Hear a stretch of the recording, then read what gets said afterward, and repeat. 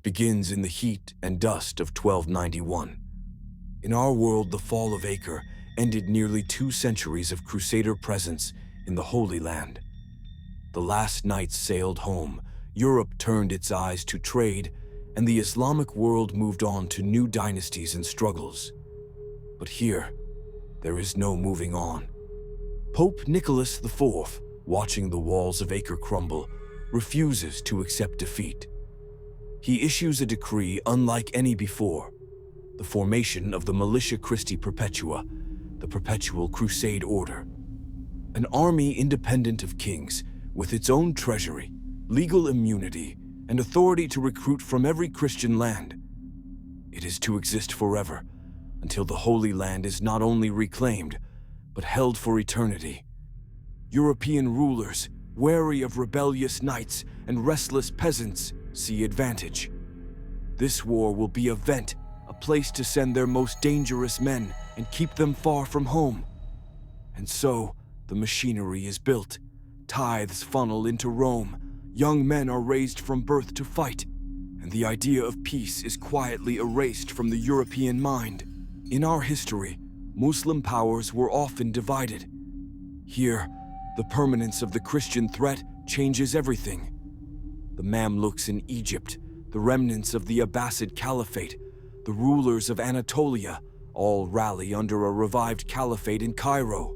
This new caliphate is not a centralized empire, but a coalition bound by the Shura al-Jihad, the Council of Holy War.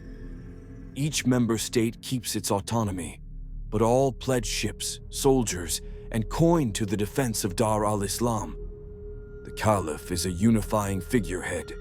Real power lies in the Council of Generals, scholars, and sultans who coordinate the war effort. Fortresses rise along the Levantine coast. Caravansaries double as military depots. Roads from Persia to Syria are patrolled by mounted guards. The Mediterranean's southern shores bristle with shipyards, from Tunis to Alexandria. Trade continues, but only under heavy escort, every merchant vessel sailing with war galleys at its side. By the 14th century, both blocs are locked into permanent mobilization. In Europe, entire cities become supply hubs for the crusading machine. Taxes rise, peasants are conscripted, guilds turn from civilian goods to weaponry. In the Caliphate, the zakat al-jihad, a tithe for war, becomes universal. Blacksmiths forge scimitars and cannon barrels instead of plows. Poets praise defenders of the faith. Artists paint vast murals of sieges and martyrs. The sciences are steered toward practical ends, engineering for fortifications, astronomy for navigation, medicine for battlefield surgery. By the 15th century, the Mediterranean is no longer a shared sea. It is a fortified border.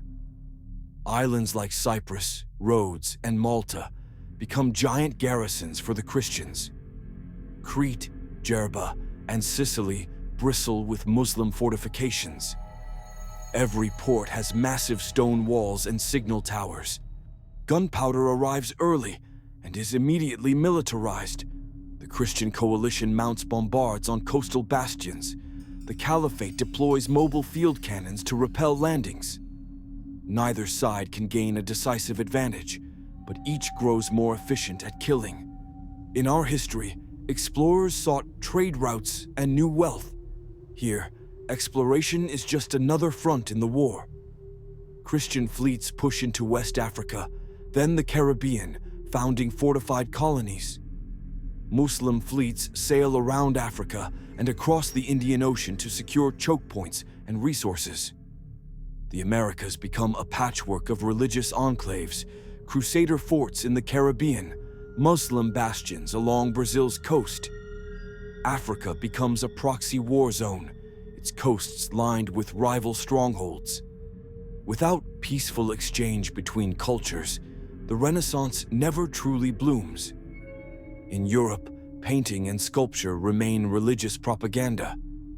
In the Islamic world, poetry survives underground, but is banned from challenging the holy cause. The humanist ideals that once bridged faiths never take root. Both sides innovate, but only in war. Armor improves, siege engines grow deadlier, and eventually, steam power fuels massive warships and armored trains. But nothing is built for civilian luxury or comfort, only to sustain the eternal conflict. By the 18th century, railways stretch from Lisbon to the Levant and from Morocco to Persia, but they carry soldiers, not tourists. Factories in Paris and Damascus churn out rifles by the thousands. The Shura al-Jihad develops desert-optimized artillery. The High Crusader Council commissions massive ironclads to patrol the seas. Civil liberties vanish. In Europe, the High Council in Rome overrides monarchs. In the Islamic League, the Shura controls sultans. Opposition is not politics, it is heresy, and heresy is death. In our world, world wars ended with peace conferences.